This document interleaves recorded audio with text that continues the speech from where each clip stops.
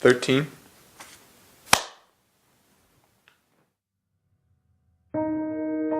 Chris Williams, C-H-R-I-S-W-I-L-L-I-A-M-S.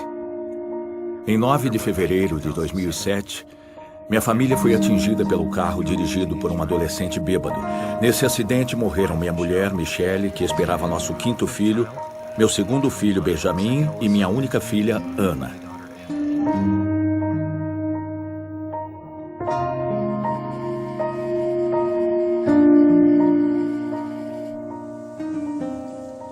Para nós, aquela era uma sexta-feira normal.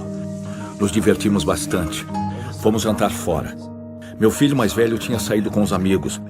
Vi os faróis de um carro vindo em minha direção numa velocidade incrível. Tentei desviar, mas não deu tempo. Ele atingiu a lateral do nosso carro.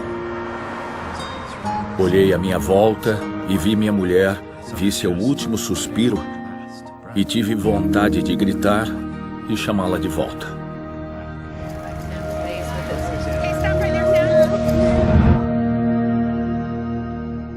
O próximo som foi o do meu próprio choro de angústia pela morte deles. Foi quase como se eu estivesse fora do meu corpo e ouvisse aquilo e percebesse que era eu quem produzia aquele som. Nunca me senti tão vulnerável na vida. Nunca me senti tão esmagado, espiritual, emocional e fisicamente. Quem tem filho adolescente fora de casa depois da meia-noite fica apreensivo quando toca o telefone. Eu levantei, atendi o telefone. Do outro lado da linha, um homem se identificou como sendo da polícia de Salt Lake City. Ele disse que nosso filho Cameron estava bêbado e que tinha se envolvido em um acidente, mas estava bem. Ele disse que nesse acidente 3 pessoas morreram.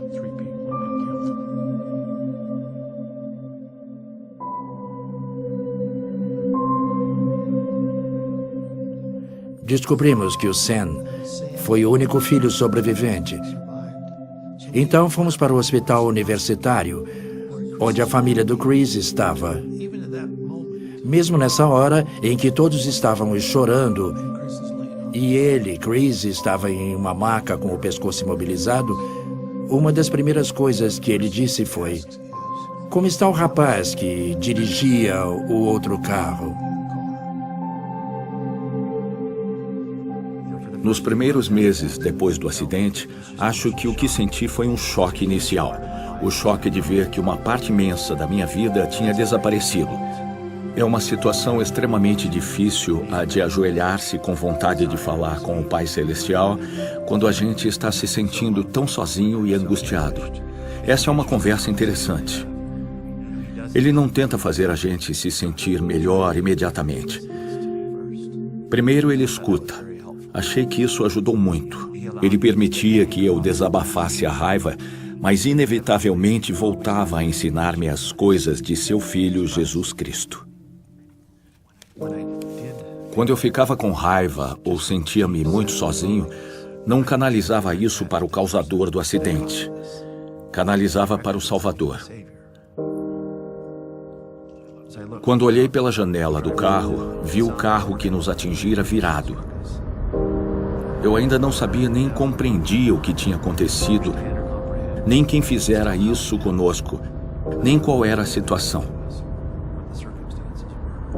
Só me lembro de sentir que eu precisava deixar isso tudo para trás. Podemos lidar com os problemas, com as situações e o sofrimento como Jesus lidaria. Ou podemos lidar de alguma outra forma. Acho que Chris aprendeu isso cedo na vida. Então, quando a hora chegou naquele carro, acho que ele havia decidido há muito tempo como agiria em uma situação assim.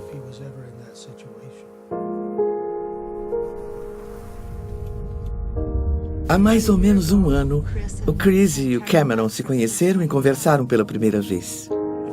Quando eu o conheci, estava numa sala e ele entrou com um grande sorriso. Eu não estava sorrindo porque ia conhecer a pessoa a quem eu fizera isso. Ele veio e apertou a minha mão. Ele estava disposto a falar do acontecido e do que sentia. O Chris disse as coisas que o Cameron precisava ouvir sem medir as palavras. E ele disse o que sentia e o que isso significava. Ele quer que eu deixe o que passou para trás.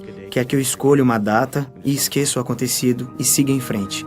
Deixe isso para trás completamente. Não dá para explicar. É um sentimento imenso de gratidão, de força, que sinto quando o vejo e quando vejo como ele agiu nisso tudo. Fomos ao funeral.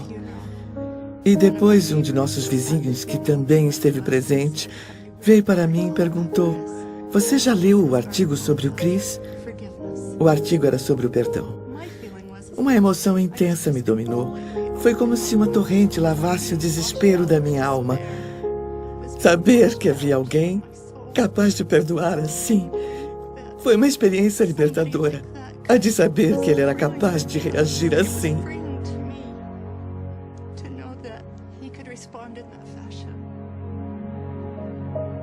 A ideia e o sentimento que eu expressei quando conversei com o Cameron foi simplesmente este.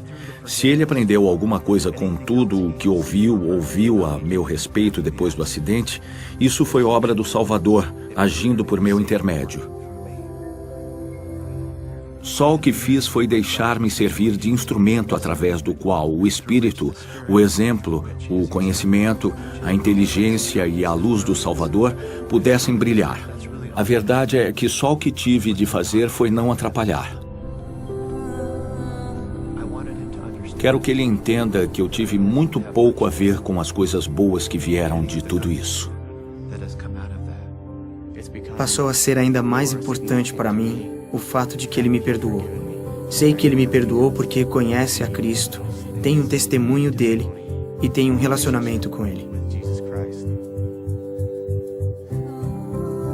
Agradeço a Deus por permitir que passemos por tragédias e provações. Não porque sejam fáceis, nem porque queiramos que aconteçam, mas porque ajuda-nos a amar. Essa é outra bênção maravilhosa, pois nela vi o meu irmão.